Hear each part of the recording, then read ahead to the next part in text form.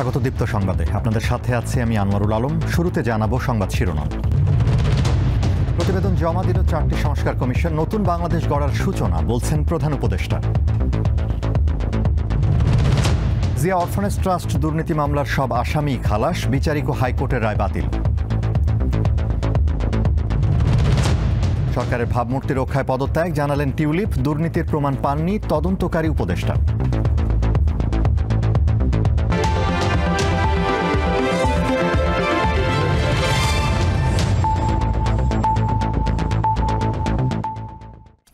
বিস্তারিত। অন্তর্বর্তী সরকারের প্রধান উপদেষ্টা ডক্টর মোহাম্মদ ইউনূসের কাছে প্রতিবেদন জমা দিয়েছেন 4 সংস্কার কমিশনের প্রধান।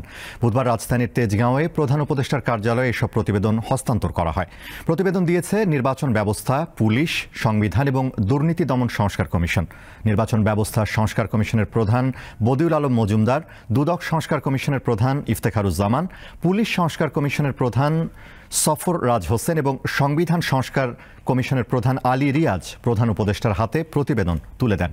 এ সময় সংশ্লিষ্ট কমিশনের সদস্যরা উপস্থিত ছিলেন। এই ঘটনাকে ঐতিহাসিক উল্লেখ করে প্রধান উপদেষ্টা বলেন, এর মধ্য দিয়ে নতুন বাংলাদেশ গড়ার যাত্রা শুরু হলো। এটা এখানে শেষ না, এটা এই অধ্যায় শুরু হলো। স্বপ্ন এবং তার অভ্যুত্থান পরবর্তী যাত্রা, সেটা শুরু একটা বড় অংশ আজকে প্রতিফলিত হয় আমাদের আলোচনা এবং এই প্রতিবেদনের ভিতর দিয়ে আমরা কি করতে চাচ্ছি, রূপরেখা দিয়ে অঙ্কন করেছি। এটার মাধ্যমে আমরা আলোচনা শুরু করব সবার সঙ্গে, যে সবার মন এর মধ্যে সায় দিচ্ছে কিনা, অঙ্গীকারগুলো পূরণ হচ্ছে কিনা। এটা হলো আলোচনার রসদকে আপনারা তৈরি করে দিয়েছেন। জিয়া অরফানেজ ট্রাস্ট দুর্নীতি মামলায় বিএনপি চেয়ারপারসন খালেদা জিয়া ও তারেক রহমান সহ সবাইকে খালাস দিয়েছেন আপিল বিভাগ।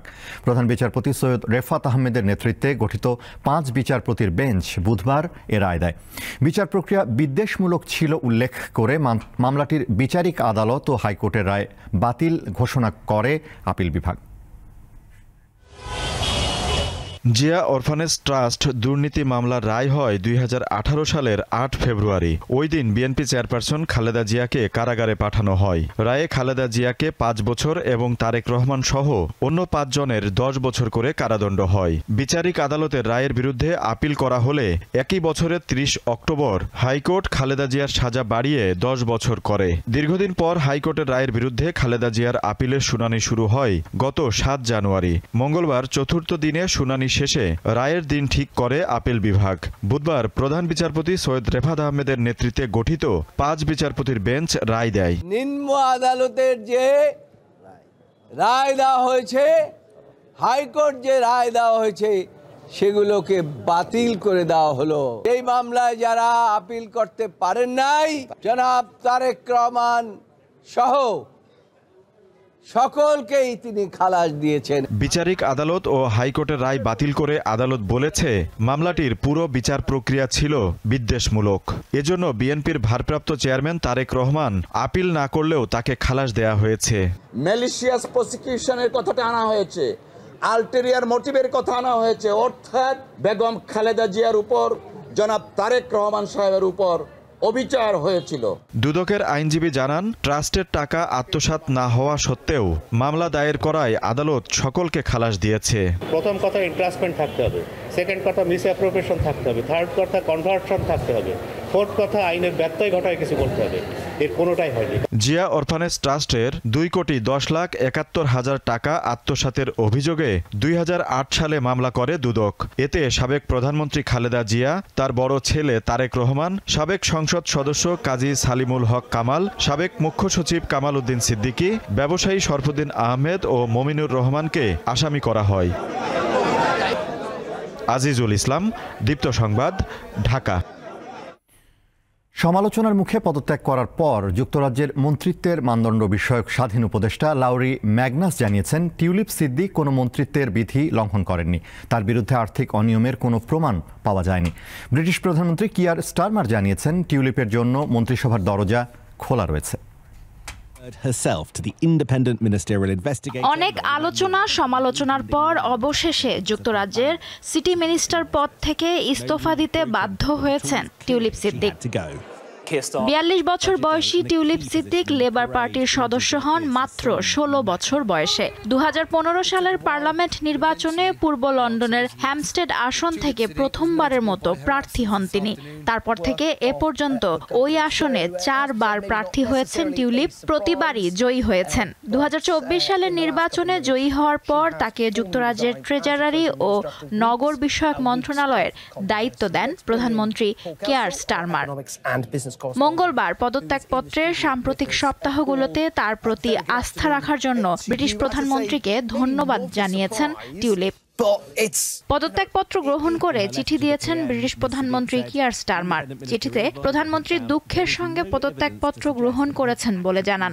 তবে টিউলিপ সিদ্দিক কোনো মন্ত্রিত্বের বিধি লঙ্ঘন করেননি এবং তার বিরুদ্ধে কোনো আর্থিক অনিয়মের প্রমাণ পাওয়া যায়নি বলেও জানান তিনি। নিজের বিরুদ্ধে ওঠা অভিযোগ তদন্তের জন্য স্বাধীন উপদেষ্টা লাউরি ম্যাগনাসের প্রতি আহ্বান জানানোয় টিউলিপ সিদ্দিককে ধন্যবাদ জানিয়েছেন কিয়ার স্টারমার। এদিকে মন্ত্রিত্বের মানদণ্ড বিষয়ক স্বাধীন উপদেষ্টা লাউরি ম্যাগনাস যুক্তরাজ্যের প্রধানমন্ত্রী কিয়ার স্টারমারকে চিঠিতে জানিয়েছেন টিউলিপ সিদ্দিকের বিরুদ্ধে ওঠা অভিযোগের প্রমাণ পাওয়া যায়নি। ম্যাগনাস জানিয়েছেন লন্ডনের কিং ক্রস এলাকায় ফ্ল্যাটের মালিকানার উৎস সম্পর্কে অবগত ছিলেন না টিউলিপ। ২ শয্যা কক্ষের সেই ফ্ল্যাটটি ২০০৪ সালে টিউলিপকে উপহার দিয়েছিলেন আব্দুল মোতালিফ নামের এক ডেভেলপার। মোতালিফ বাংলাদেশের ক্ষমতাচ্যুত প্রধানমন্ত্রী এবং টিউলিপের খালা শেখ হাসিনার ঘনিষ্ঠজন হিসেবে পরিচিত। এছাড়াও টিউলিপের বিরুদ্ধে বাংলাদেশের রূপপুর পারমাণবিক বিদ্যুৎ কেন্দ্র প্রকল্প চুক্তিতে মধ্যস্থতা করারও অভিযোগ উঠেছে। ২০১৩ সালে মস্কো সফরে রুশ প্রেসিডেন্ট ভ্লাদিমির পুতিন এবং সাবেক প্রধানমন্ত্রী শেখ হাসিনার সঙ্গে তার ছবি রয়েছে। তবে ম্যাগনাস এটাকে ফেস ভ্যালু হিসেবে আখ্যা দিয়েছেন। তবে প্রধানমন্ত্রী কিয়ার স্টারমার তার পরামর্শে বলেছেন বাংলাদেশের সঙ্গে সম্পর্কের কারণে সৃষ্ট সম্মানহানির ঝুঁকি সম্পর্কে আরও সচেতন হতে পারতেন টিউলিপ। লুৎফা ফৌজিয়া, দীপ্ত, বার্তাকক্ষ। ছাগল কাণ্ডে আলোচিত জাতীয় রাজস্ব বোর্ডের সাবেক কর্মকর্তা মতিউর রহমান ও তার স্ত্রী লায়লা কানিজ লাকিকে গ্রেফতার করেছে গোয়েন্দা পুলিশ। মঙ্গলবার রাতে রাজধানীর বসুন্ধরা আবাসিক এলাকা থেকে তাদের গ্রেফতার করে ঢাকা মহানগর গোয়েন্দা পুলিশের একটি দল। মতিউর রহমানের স্ত্রী লায়লা কানিজ নরসিংদীর রায়পুরা উপজেলার সাবেক চেয়ারম্যান। কোন মামলায় তাদের গ্রেফতার করা হয়েছে তা জানা যায়নি। মতিউর রহমানের আগে ব্রাসেলসে বাংলাদেশের কমার্শিয়াল কাউন্সিলর, চট্টগ্রাম কাস্টমসের কমিশনার ও ভ্যাট কমিশনার সহ বিভিন্ন দায়িত্ব পালন করেছেন।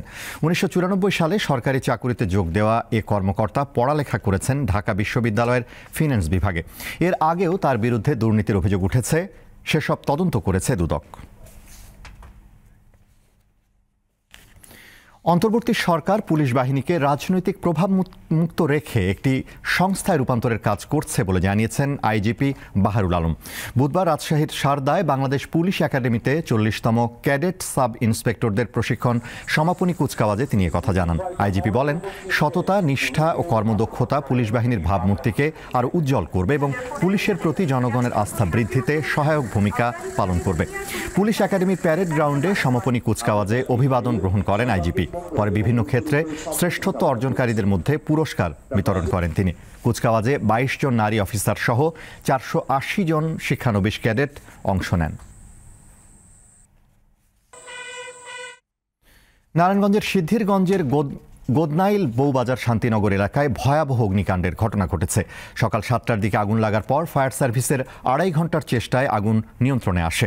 স্থানীয়রা জানান, নূর আলমের মালিকানাধীন সুতার কুন কারখানায় লাগা আগুন পাশের 4টি গার্মেন্ট ওয়েস্টেজের গোডাউনে ছড়িয়ে পড়ে।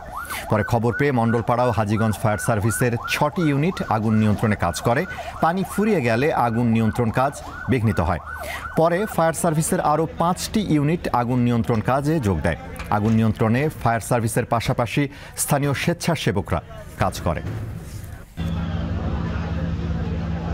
আন্তর্জাতিক প্রসঙ্গ। দক্ষিণ কোরিয়ার অভিশংসিত প্রেসিডেন্ট ইউন সুক ইয়োলকে গ্রেফতার করা হয়েছে।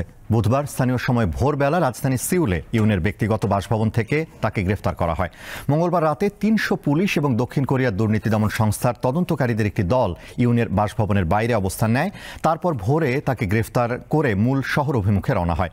তাৎক্ষণিক এক প্রতিক্রিয়ায় ইউনের আইনজীবীরা জানিয়েছেন, এই গ্রেফতার অবৈধ এবং ইউনকে জনসমক্ষে হেয় করার জন্যই তাকে গ্রেফতার করা হয়েছে। যুদ্ধবিধ্বস্ত গাজায় ইসরায়েলি বাহিনীর হামলায় গত ২৪ ঘন্টায় আরও ৬১ জন নিহত হয়েছে। এছাড়া আহত হয়েছে অন্তত ২৮১ জন। চলমান হামলায় এ পর্যন্ত নিহতের সংখ্যা ৪৬,৬০০ জনের বেশি। এদিকে গাজা উপত্যকায় যুদ্ধবিরতি আর জিম্মিদের মুক্তির বিষয়ে কাতারের দোহায় আলোচনা আবার শুরু হয়েছে। ওই আলোচনায় মধ্যস্থতাকারী দেশ কাতার বলছে, তারা এখন একটি চুক্তির কাছাকাছি অবস্থায় পৌঁছেছে। গাজায় যুদ্ধবিরতি ও জিম্মি মুক্তি চুক্তি হলে প্রধানমন্ত্রী বেনিয়ামিন নেতানিয়াহুর সরকার থেকে পদত্যাগের হুমকি দিয়েছেন ইসরায়েলের কট্টর ডানপন্থী মন্ত্রী ইতামার বেন গভির। বাতাসের তীব্রতা বাড়তে থাকায় আরও ভয়াবহ হয়ে উঠছে ক্যালিফোর্নিয়ার দাবানল। আগামী ২৪ থেকে ৭২ ঘন্টার মধ্যেই পরিস্থিতি সর্বোচ্চ বিপজ্জনক পর্যায়ে যেতে পারে বলে আশঙ্কা করা হচ্ছে। আর্দ্রতা কম থাকায় আগের চেয়েও দ্রুত গতিতে নতুন অঞ্চলে আগুন ছড়াচ্ছে। দাবানলে পুড়তে থাকা এলাকায় চুরি ও লুটপাট চালানোর ঘটনায় নতুন করে আরও ১০ জনকে আটক করা হয়েছে। ক্যালিফোর্নিয়ার দক্ষিণাঞ্চলে এখন ১৪,০০০ দমকল কর্মী কাজ করছে। তাদের সহায়তা করছে ৮৪টি এয়ারক্রাফট ও ১,৩৫৪টি ফায়ার ইঞ্জিন। ১,০৫,০০০ মানুষ এখনও বাধ্যতামূলকভাবে অন্যত্র অবস্থান করছেন। আরও ৮৭,০০০-এর ওপর সরে যাওয়ার সতর্কতায় আছে। ইউরোপের ১ নম্বর হোম অ্যাপ্লায়েন্স কোম্পানির একটি অন্যতম ব্র্যান্ড বেকোর পণ্য বৃহৎ পরিসরে বাংলাদেশে বাজারজাত করা শুরু করেছে সিঙ্গার বাংলাদেশ লিমিটেড। এখন থেকে দেশব্যাপী সকল সিঙ্গার বেকো স্টোর ও singarBD.com থেকে ক্রেতারা বেকো ব্র্যান্ডের পণ্য ক্রয় করতে পারবেন। শেষ করব দীপ্ত সংবাদ, তার আগে জানাবো সংবাদ শিরোনামগুলো। প্রতিবেদন জমা দিল ৪টি সংস্কার কমিশন। নতুন বাংলাদেশ গড়ার সূচনা বলছেন প্রধান উপদেষ্টা। জিয়া অরফানেজ ট্রাস্ট দুর্নীতি মামলার সব আসামি খালাস, বিচারিক ও হাইকোর্টের রায় বাতিল। সরকারের ভাবমূর্তি রক্ষায় পদত্যাগ জানালেন টিউলিপ, দুর্নীতির প্রমাণ পাননি তদন্তকারী উপদেষ্টা।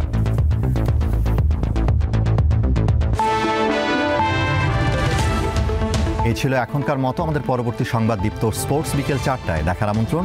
এছাড়া আরও তথ্য বিনোদনের খবর পেতে যুক্ত থাকুন দীপ্তর ডিজিটাল প্ল্যাটফর্মগুলোতে। ধন্যবাদ।